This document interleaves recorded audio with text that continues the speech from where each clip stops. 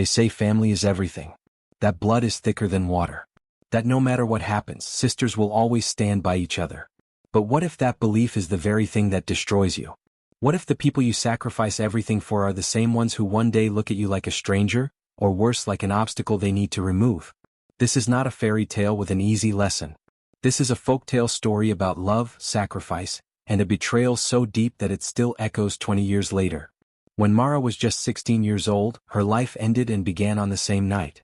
Her parents never came home from the factory that evening. The neighbors said there had been an accident. A fire. By morning, the truth settled in like a heavy fog.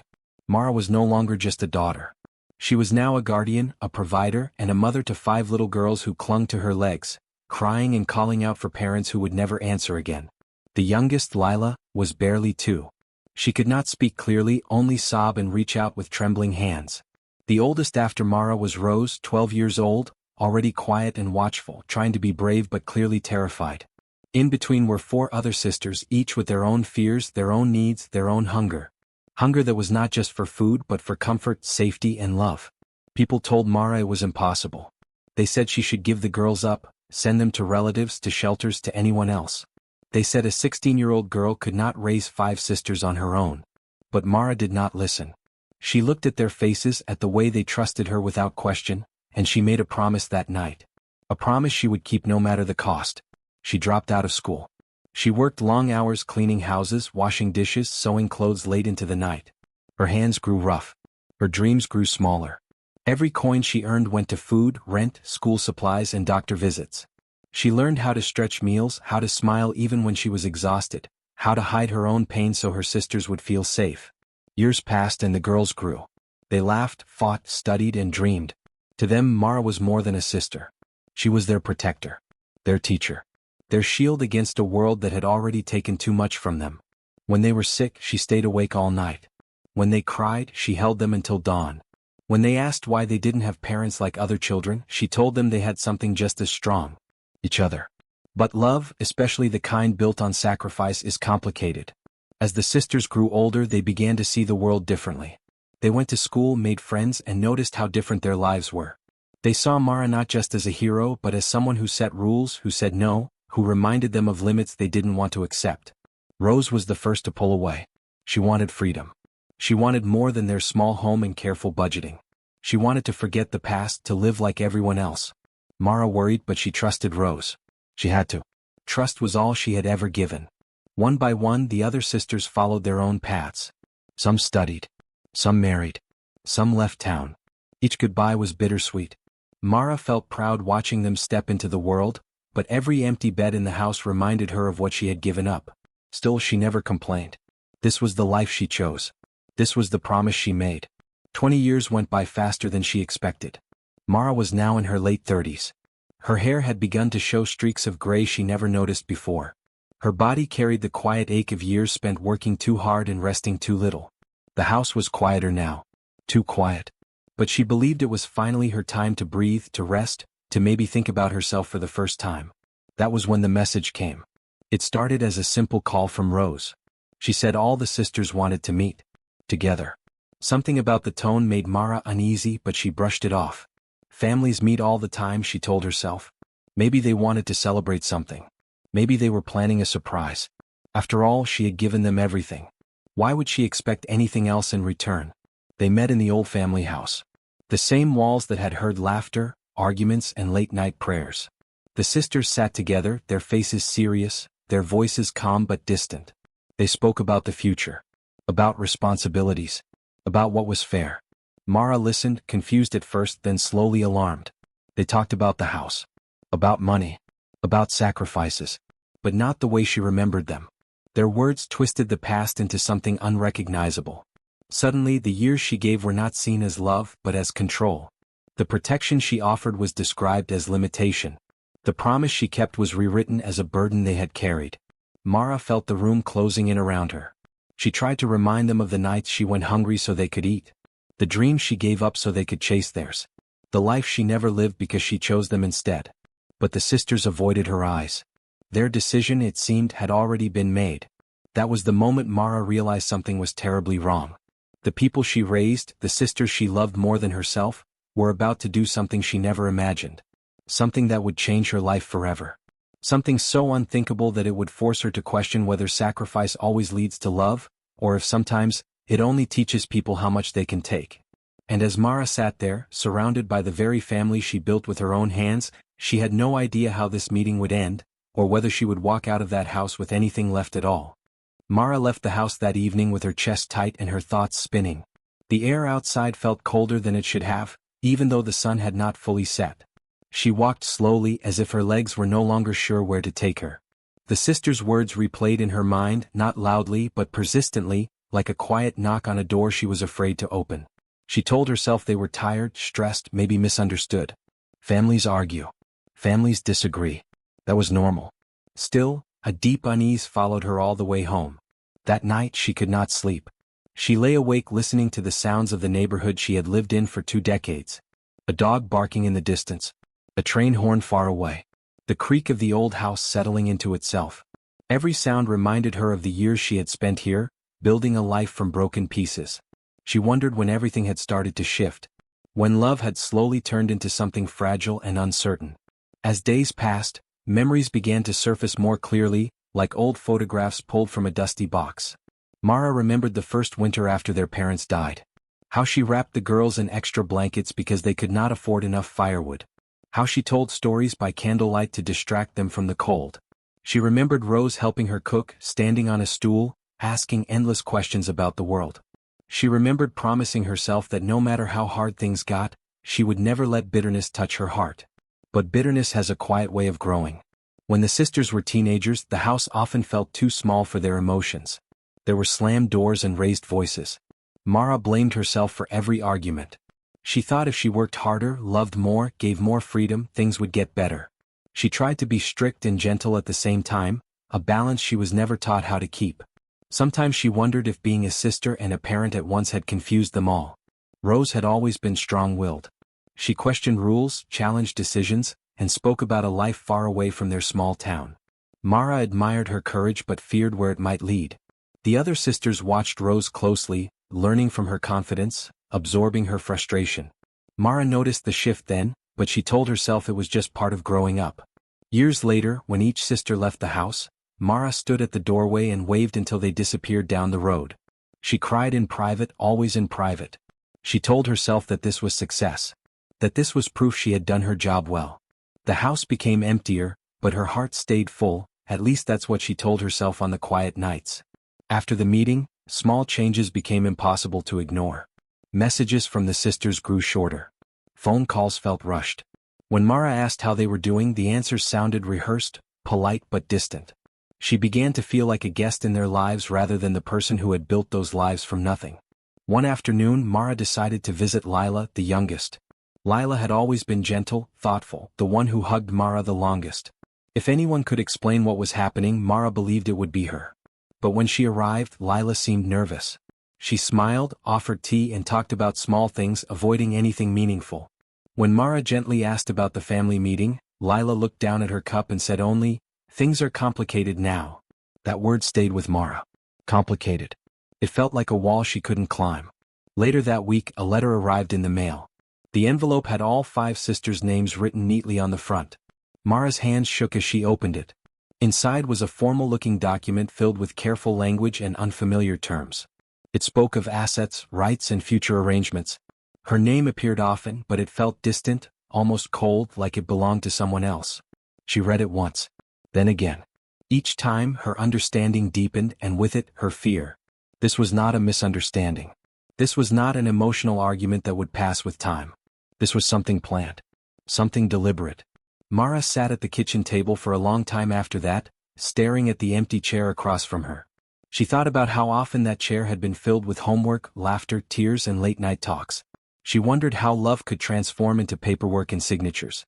How years of sacrifice could be reduced to paragraphs and clauses. She wanted to confront them immediately, to demand answers, to remind them of who she was and what she had done. But another part of her hesitated. What if she pushed too hard and lost what little connection remained? What if speaking up only confirmed what they already believed about her? The sisters began meeting without her. She heard about it through neighbors and distant relatives. Their voices, once familiar, now sounded foreign when she caught them speaking in hushed tones. The house, once a symbol of survival and unity, now felt like the center of something dark and uncertain. At night, Mara found herself questioning everything. Had she made mistakes? Of course. Had she been too strict, too protective? Maybe. But she had never acted out of selfishness. Every choice she made was for them. Was that not enough? Or had she unknowingly planted the seeds of this betrayal herself? The tension grew heavier with each passing day. A sense of waiting filled the air, as if something was approaching slowly but inevitably. Mara could feel it in her bones, the way one feels a storm before the clouds appear. She knew the sisters were preparing for something. She just didn't know when or how it would reach her. One evening Rose called again. Her voice was calm, controlled, almost rehearsed. She said they needed to talk soon. All of them. One last time. There was a pause before she added, "It's important."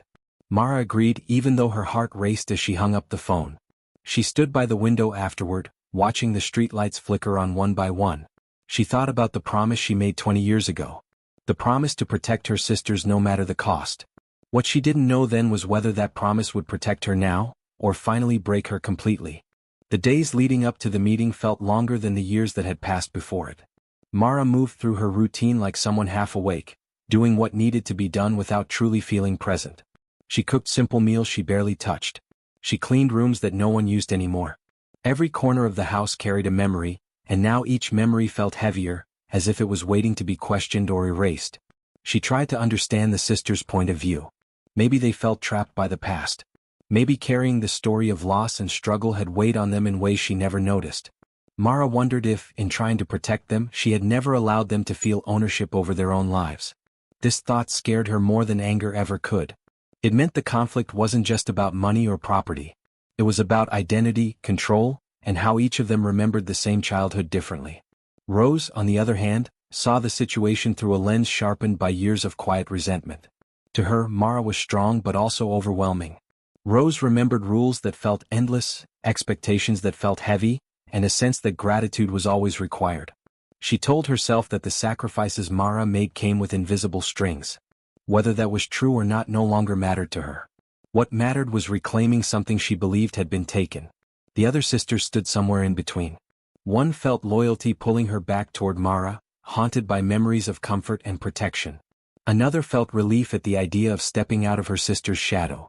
Lila especially felt torn. She remembered Mara's hands holding hers during storms, but she also remembered feeling small, like her voice never fully mattered. Each sister carried her own truth and none of those truths fully matched. As the meeting day approached, whispers grew louder. A distant cousin stopped by and spoke in vague warnings. A neighbor mentioned seeing the sisters together late at night. Someone else hinted that lawyers had been involved. Mara listened but asked no questions. Every new piece of information felt like a crack spreading through something she had believed was unbreakable. On the morning of the meeting, Mara woke before sunrise. She sat on the edge of her bed, staring at the floor, steadying her breath. She chose simple clothes, nothing special, nothing defensive. She wanted to walk into that room as herself, not as an opponent. Still, she slipped an old photograph into her pocket. It showed all 6 of them years ago, standing in front of the house, smiling despite everything. She didn't know why she brought it. Maybe she needed proof that what she remembered was real. The sisters arrived together. Their footsteps sounded synchronized, deliberate. When they entered the living room, the air changed instantly. They sat in a row, leaving space between themselves and Mara. It was a small detail, but it spoke loudly. This was not a family gathering. This was something else. They spoke carefully, taking turns as if they had practiced. They talked about fairness, about closure, about moving forward. Words like responsibility and independence floated around the room. Mara listened without interrupting, her hands folded tightly in her lap. She noticed how none of them met her eyes for long. When she finally spoke, her voice was calm but strained. She asked one simple question. "Why does this feel like you're pushing me out?" The silence that followed was thick. Rose answered first. She said they weren't pushing her out. They were just setting boundaries. She said everyone needed space to heal, including Mara. The words sounded kind, but the meaning behind them felt sharp.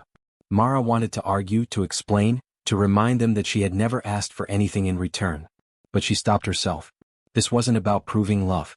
It was about power, and she could feel it shifting away from her. What hurt most was not what they said, but what they didn't. They didn't thank her. They didn't acknowledge the years she carried alone.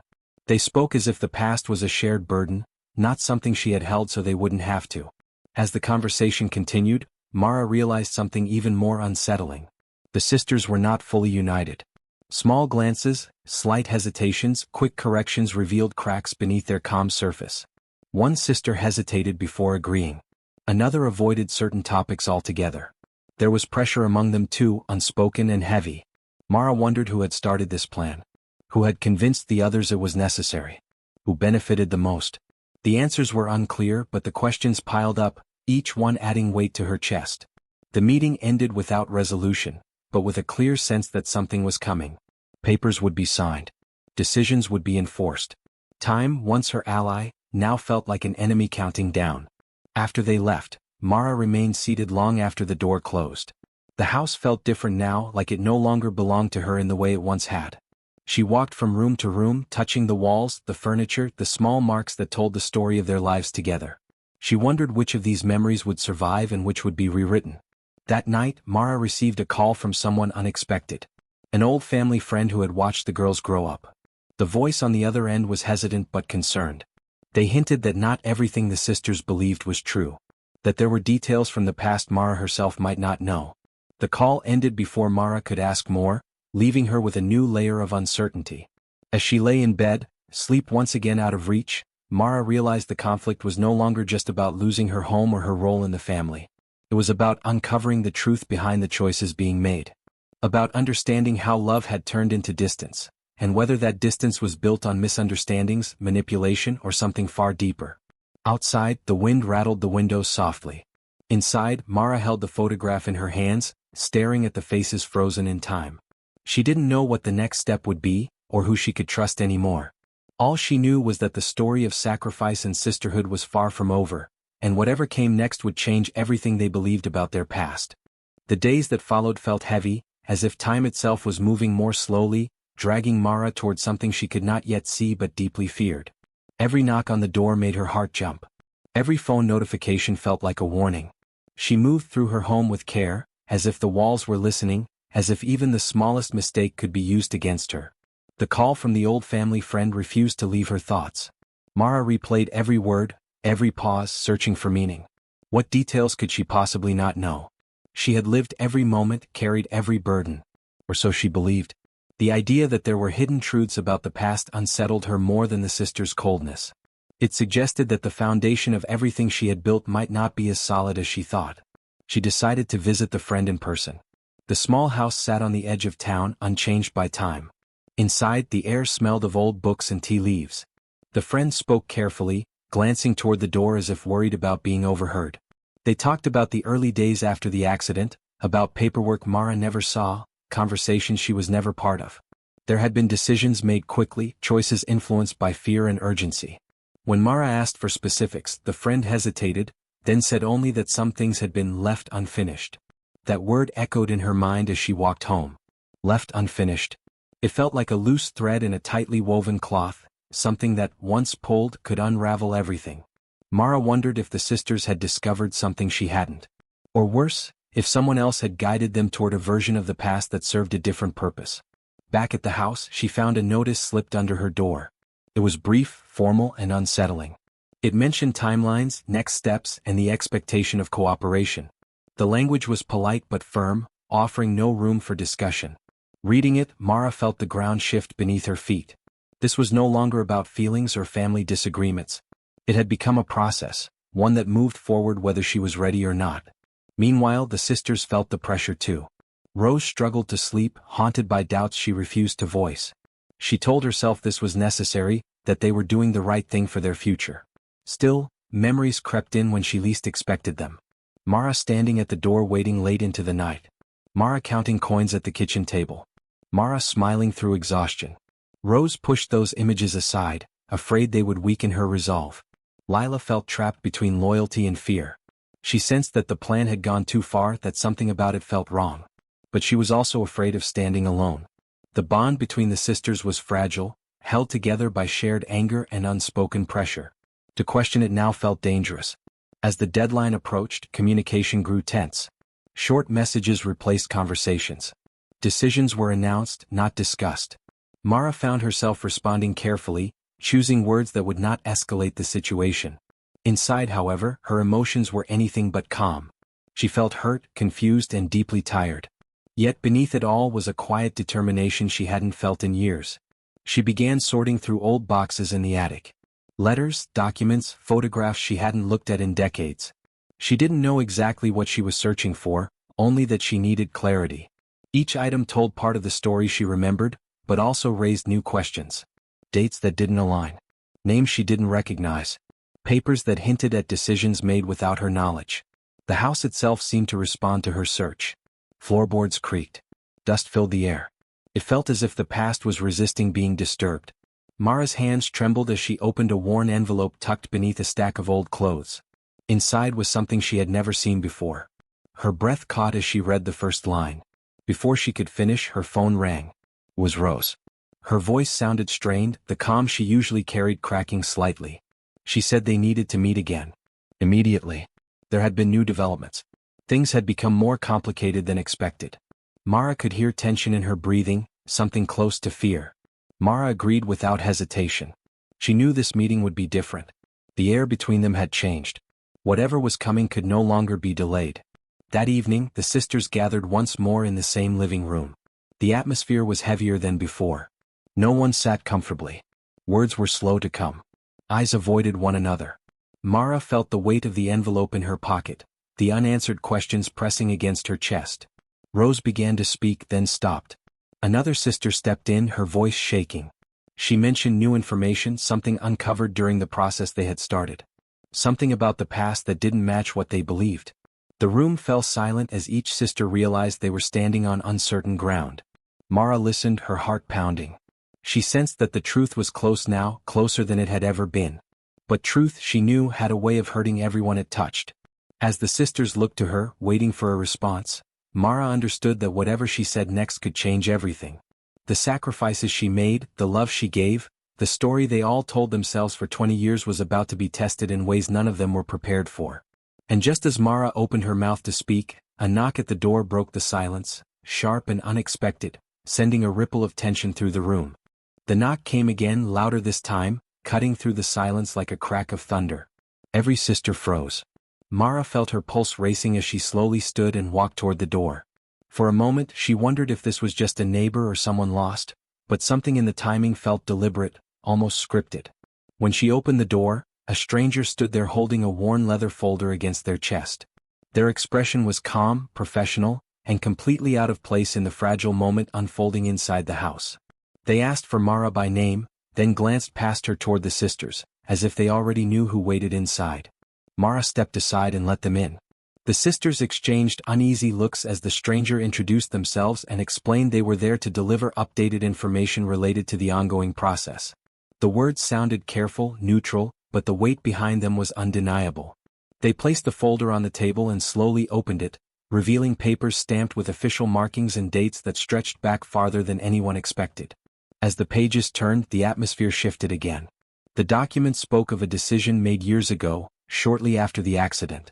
A decision involving guardianship, ownership, and a condition attached to the family home. Mara leaned forward, her breath shallow. This was the missing piece hinted at by the old family friend. Something hidden in plain sight for 2 decades. Rose read silently, her expression tightening. Another sister covered her mouth, eyes wide. Lila's hands trembled as she reached for the page, scanning lines that seemed to rewrite everything they believed about their childhood. According to the documents, the house had never fully belonged to Mara alone. It had been placed under a shared arrangement meant to protect the sisters' future, with terms that required unity and consent among all parties. The intention had been safety, security, a guarantee that no single person could control everything. But there was more. A clause buried deep within the paperwork suggested that if the agreement was ever challenged, the ownership would shift in a way none of them anticipated. Not toward the sisters. Not toward Mara. But somewhere else entirely. The realization hit slowly, then all at once. Their plan to separate, to claim independence, to rewrite the past had triggered something irreversible.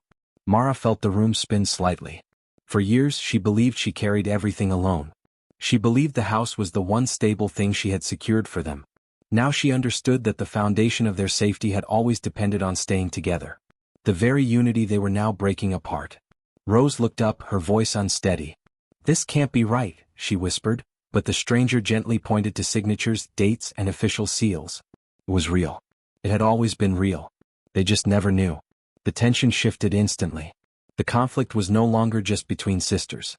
It had become something larger, something external, something none of them had planned for. Questions exploded across the room. Who arranged this? Why wasn't Mara told? Why didn't anyone explain it properly back then? The stranger answered carefully, explaining how emergencies, fear, and rushed decisions often led to incomplete communication. The system was designed to protect children, not anticipate future division. Mara felt a strange mix of guilt and relief. She hadn't failed them completely. She hadn't controlled everything. She had simply been left out of part of the story just like they had. But relief didn't erase the danger. The clause meant that if the sisters continued down this path, the home they all fought over could be lost entirely. The place that carried their memories, their survival, their shared identity could slip away into unknown hands. Silence settled again, heavier than before. Each sister processed the truth differently. One felt panic, imagining the loss of security. Another felt anger at a system that never gave them clarity. Lila felt heartbreak, realizing how fragile their bond truly was. Rose felt something close to fear, the kind that comes when certainty collapses. Mara watched them quietly, her own emotions tangled. She wanted to comfort them, but she also felt the sting of realization. They had been ready to push her out without understanding what they were risking. Love had become negotiation. Family had become strategy. The stranger closed the folder gently and said they would return once the family decided how to proceed. With that, they left, the door closing softly behind them, leaving chaos in their wake. For a long moment, no one spoke. Then voices began to rise, overlapping, confused, emotional. Accusations surfaced. Regrets followed. The sisters debated responsibility, blame, and what should happen next. Some argued they should stop everything immediately. Others insisted it was too late to turn back. Mara remained silent, absorbing every word. She saw clearly now that the real battle wasn't about property or paperwork. It was about trust. About whether they could face the truth together or continue tearing themselves apart. As the argument grew louder, Mara slowly pulled the old photograph from her pocket and placed it on the table. The sound was soft, but it cut through the noise. One by one, the sisters noticed it and fell quiet. They stared at the image of 6 girls standing side by side, unaware of the future waiting for them. For a moment, no one spoke. The tension didn't disappear, but it shifted into something deeper, heavier, more personal. They were no longer just opponents in a conflict. They were participants in a shared history they barely understood. Outside, the wind picked up, rattling the windows again. Inside, the sisters sat suspended between what they believed and what they had just discovered. The stakes had changed. The path forward was no longer clear. And as Mara finally lifted her eyes to meet theirs, she realized the true climax was approaching.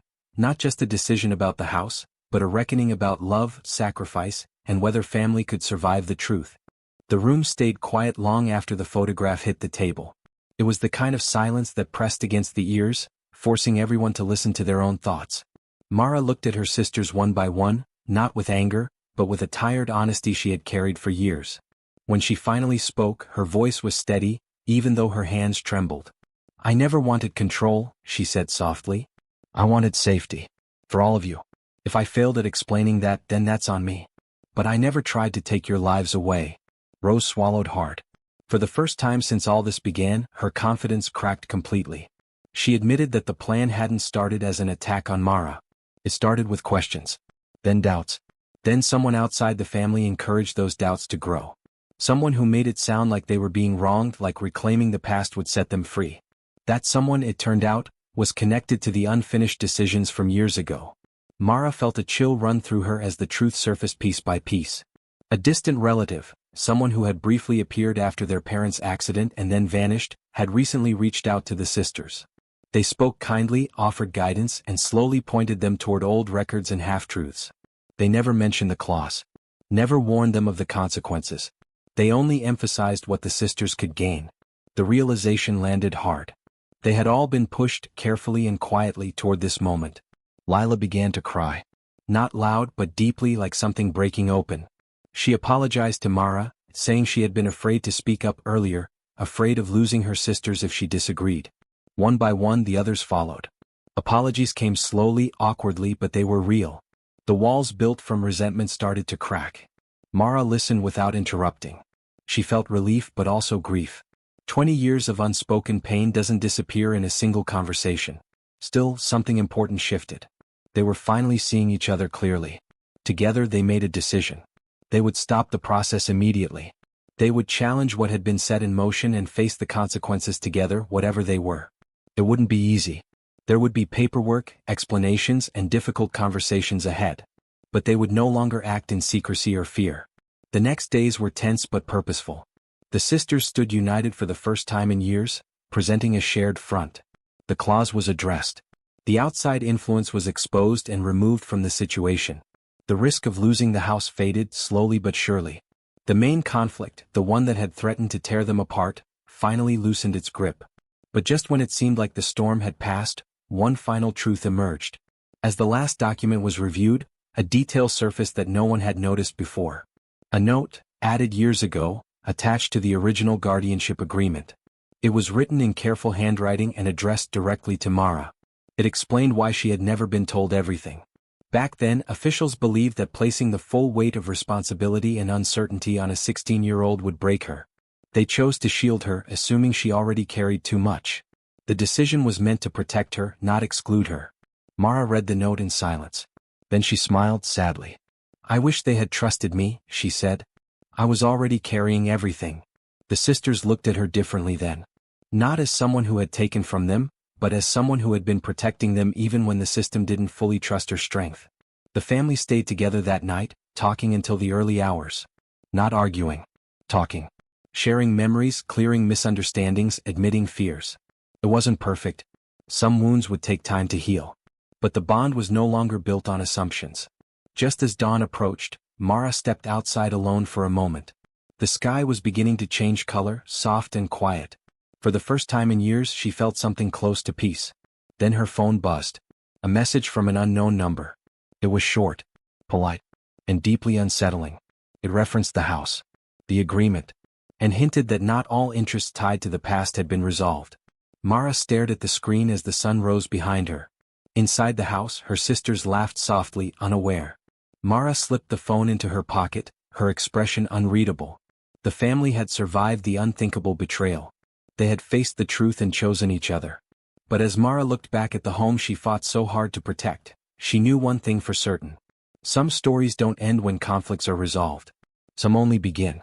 Mara stood outside for a long time after reading the message, letting the morning air steady her thoughts. The fear it stirred was familiar, but it no longer felt paralyzing. For 20 years she had faced uncertainty head-on, often alone. Whatever this was, she would not face it in silence again. She went back inside and told her sisters everything. There was no panic this time. No shouting. They listened, gathered around the table and read the message together. It was carefully worded, not a threat exactly, but a reminder. Someone still believed they had a claim connected to the past, tied to the same decisions made after their parents' death. The sisters exchanged looks, but instead of dividing them, the message seemed to bring a quiet resolve. Rose was the first to speak. She said they would not let fear control them again. Not separately. Not together. The others agreed. If there were loose ends, they would address them openly and legally, without secrecy or manipulation. The difference now was unity. Over the next few weeks, the truth behind the message slowly came into focus. The distant relative who had encouraged the sisters earlier had hoped to create division strong enough to trigger the clause and benefit indirectly. When that failed, they tried one last attempt to regain influence through intimidation. But this time it didn't work. The sisters worked together, gathering records, statements, and testimonies from people who had been there during those early years. The old family friend returned, offering clarity and support. Neighbors, teachers, and community members spoke about Mara's role, about what they had witnessed firsthand. The story that emerged was not perfect, but it was honest. The claim was dismissed quietly, without drama, without loss. When the final confirmation arrived, Mara held the letter in her hands and felt a weight lift that she hadn't realized she was still carrying. The house was safe. Their shared history was no longer something others could twist or exploit. But the most important changes didn't come from paperwork. They came from conversations. The sisters began visiting the house not out of obligation but choice. Some stayed longer than planned. Some cooked meals together like they used to. Laughter returned slowly, awkward at first, then warmer. They talked about the years apart, about resentment, about guilt. Some apologies were spoken out loud. Others were shown through patience and effort. Mara also changed. For the first time, she allowed herself to speak honestly about her own pain. About the loneliness she had hidden. About the dreams she never chased. The sisters listened, really listened, and realized that strength didn't mean absence of hurt. It meant carrying it quietly when no one else could. Rose admitted she had spent years fighting a shadow. She wasn't angry at Mara as much as she was afraid of becoming dependent again. Lila confessed that she had always felt protected, but also invisible. The others shared their own struggles, shaped by the same past but experienced differently. Understanding didn't erase the pain, but it softened it. They made new agreements, not written ones but human ones. Mara would no longer be the silent pillar holding everything up. Decisions would be shared. Boundaries would be respected. Love would not be measured by sacrifice alone. As time passed, the house transformed. It no longer felt like a monument to survival but a living space again. Some rooms were repurposed. Old furniture was replaced. Photos were rearranged. The past was honored, but it no longer controlled the present. One afternoon, Mara sat on the porch watching her sisters talk and laugh in the yard. She realized something she had never allowed herself to feel before: pride without exhaustion. Love without fear. She had done enough. The sisters eventually returned to their own lives, but this time they stayed connected. Calls were longer. Visits were unannounced and welcome. When conflicts arose, they faced them early before silence could grow into resentment again. Years later, when people asked Mara how she managed to raise 5 sisters alone, she didn't speak about strength or sacrifice. She spoke about choice. About love that is imperfect but persistent. About the danger of silence and the power of truth. She learned that caring for others does not mean erasing yourself. That family is not just who you protect, but who you allow to see you fully. And that betrayal, as painful as it is, can sometimes open the door to deeper understanding. The folktale story of the sister who cared for 5 girls became something different in the end. Not a story of loss or betrayal, but one of reckoning and renewal. A reminder that the past cannot be changed, but it can be faced. And that even after 20 years, healing is still possible when people choose honesty over fear. As the sun set one evening, Mara locked the front door and looked back at the house one last time before heading to bed. It stood quietly, no longer burdened by secrets. Just a home. Just a place where love had been tested and, in the end, chosen again.